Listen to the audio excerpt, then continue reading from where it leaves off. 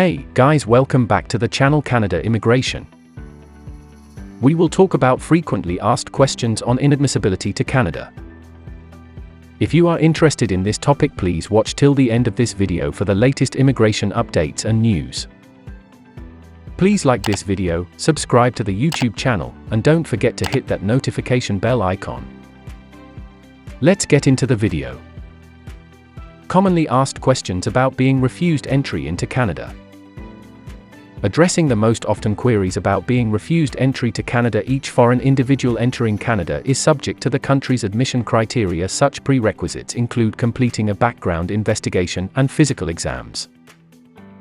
Foreign nationals who have been detained or found guilty of a crime may be deemed criminally inadmissible in Canada. Criminal inadmissibility is assessed by comparing foreign arrests and convictions against Canadian laws and regulations. Depending on how serious or not the offence was, as well as how long it has been since a sentence was served, will determine what a person must do to overcome inadmissibility, includes probation, fines, etc. Here are some commonly asked questions regarding being refused entry to Canada. 1. What does the word ineligible mean? If a person is determined to be inadmissible, it means that their criminal history or certain medical issues prevent them from entering or residing in Canada. Do you have a criminal record? May you enter Canada? The basic norm is that having a criminal record prevents you from entering Canada. However, if your rehabilitation is accepted, you could be allowed to enter Canada if you apply for a temporary resident permit, TRP, or are approved for criminal rehabilitation. You can also be permitted to visit Canada. 3. What does it mean to be considered rehabilitated, and how can you meet the requirements?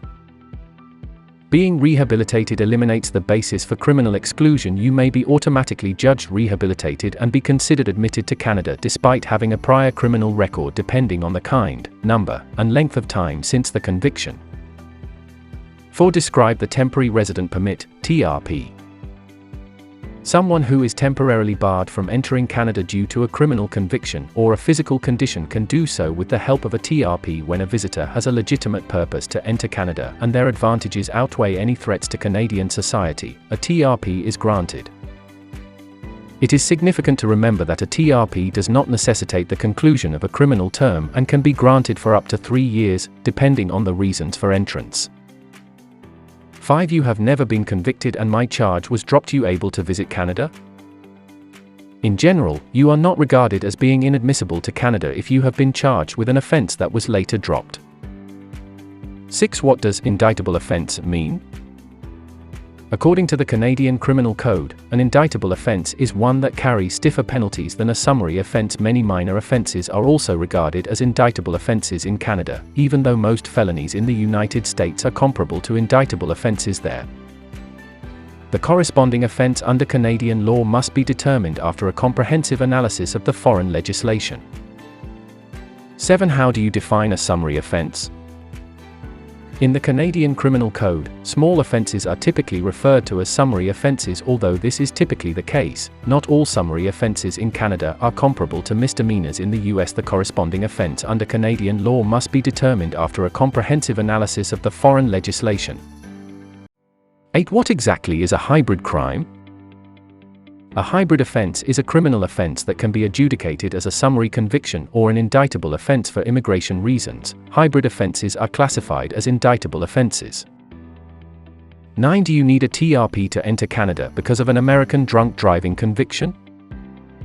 Canada has strong restrictions governing border crossing. An American citizen may be denied entry if they have ever been arrested or convicted of DUI. You could need a TRP for temporary entrance into Canada, depending on when you were arrested and when your sentence was served. 10. Can you enter Canada and work there if you have a DUI? A person who has a DUI is often prohibited from entering Canada for 10 years after serving their sentence. However, if you have overcome your inadmissibility through the criminal rehabilitation application, you can be qualified to submit an application for permanent residence non-Canada. Once your sentence has been served for at least 5 years, you may submit an application for criminal rehabilitation. You can encounter challenges with inadmissibility if you wish to work in Canada yet have a DUI. You must apply for a TRP in addition to a work permit. Applying for criminal rehabilitation will end your inadmissibility to Canada permanently if you want a longer-term solution. 11. If you have a criminal record, can you seek permanent residency in Canada? You must apply for criminal rehabilitation if you have a criminal record and wish to become a permanent resident of Canada. 12. What is rehabilitation for offenders? Who is qualified to submit a criminal rehabilitation application? A person's criminal bar to entry to Canada will be permanently lifted via criminal rehabilitation if you can prove that more than 5 years have elapsed since you finished serving your whole sentence, including paying fines, completing probation, etc. You could be qualified for criminal rehabilitation. The 13th. May you bring cannabis into Canada? Although it is legal to own and use cannabis for recreational reasons in Canada, you cannot bring it into the nation. 14. Can you enter Canada if you have a cannabis conviction?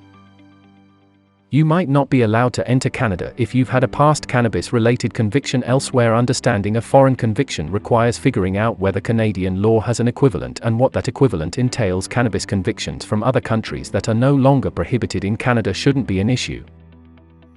The following are some of the most typical offenses that will exclude you from entering Canada. Driving while high, having more than 30 grams of dried cannabis in your possession, or selling or distributing it illegally are all offenses. Hopefully, the details and information presented in this video are helpful. So what is your opinion about today's information? Definitely tell us by commenting. And on which topic we should make the next video, you must tell by commenting.